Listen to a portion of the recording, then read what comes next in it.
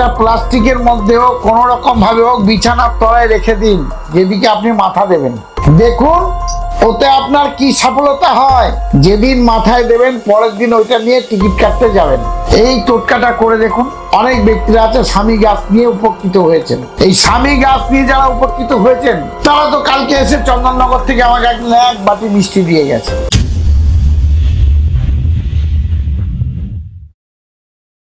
অনেক মামারা মামিরা এসে বলেছেন যে মামা আমি কিন্তু তাবিজ কবজ কিছু নিইনি, আপনার টোটকা করে সামান্য কিছু পেয়েছি, 500 টাকা পুজোর জন্য রানী মায়ের জন্য রাখুন, আপনি 500 টাকা মিষ্টি খান।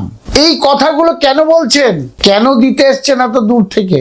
এই একটা টোটকা আমি দেবো আজকে। এই টোটকাটা যদি আপনারা সঠিকভাবে করতে পারেন, 9 তারিখ থেকে করবেন, আগামী 9 তারিখ থেকে এই টোটকাটা করবেন, 17 তারিখ পর্যন্ত কিন্তু টাইম, তার মাঝখানে নীল পুজো কিন্তু হয়ে যাবে। 13 তারিখে নীল পুজো, এই নীল পুজোর একটা যোগ থাকে, সেটা 9 তারিখ থেকে শুরু করবেন, 17 তারিখ পর্যন্ত কিন্তু এই টোটকাটা চলবে।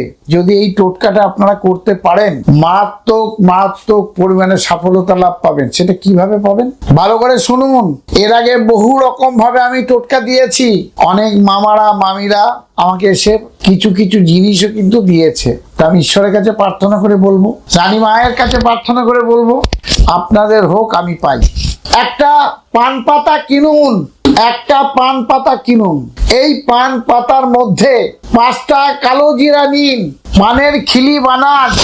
ওই পানের খিলি বানিয়ে একটা প্লাস্টিকের মধ্যে হোক কোনো রকম ভাবে হোক বিছানার তলায় রেখে দিন, যেদিকে আপনি মাথা দেবেন। দেখুন ওতে আপনার কি সফলতা হয়।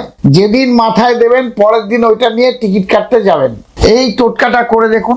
অনেক ব্যক্তিরা আছে স্বামী গাছ নিয়ে উপকৃত হয়েছেন। এই স্বামী গাছ নিয়ে যারা উপকৃত হয়েছেন তারা তো কালকে এসে চন্দননগর থেকে আমাকে এক বাটি মিষ্টি দিয়ে গেছে। আপনাদের বারবার করে বলেছি আমার কাছে আসুন, পয়সা করে কিন্তু লাগে না। অবাস্তব প্রশ্ন আমাকে এসে করেছেন। এর জন্য হয়তো আপনারা ভাবতে পারে আমার আত্ম অহংকার হয়েছে। বাস্তবটা কিন্তু রানী মায়ের দিব্যি দিয়ে বলছে আমার আত্ম অহংকার নেই। আমার রানী মায়ের দিব্যি দিয়ে বলছে আমার কিন্তু আত্ম অহংকার নেই। আমি কারোর বান মারার জন্য এখানে বসে নেই, আর বান মারা কোনোদিনও হয় না। সেসব প্রশ্ন এসে আমাকে করেছেন, যার ফলে বলেছি আপনি এখনো সোজা হন। আমাকে উনি যেটা বলছে শুনতে হবে। আমি শুনিনি বলি ওই ভদ্রলোকদের কাছে আমি খারাপ। ওনারা বলে আপনি বান মেরে দেন, তাই বান মারতে জানি না, আমি কি করে টাকা নেব, কেন নেব? এর জন্য আমি খারাপ। ওর জন্য ওই মামা ফোন করে বলেছে মামার এখন আত্ম অহংকার হয়ে গেছে। কোনো আত্ম অহংকার নেই। আপনি মামা মামি আসুন, এসে কথা বলুন। দেখুন আপনার মামা যা আগে ছিল তার থেকেও আরো ঠান্ডা বেশি হয়েছে। দেখে যান, আসুন, জানুন, রানীমাকে দর্শন করে যান, আমার সাথে কথা বলে যান। এর জন্য কোনো পয়সা কড়ি লাগে না এবং লাগবে না।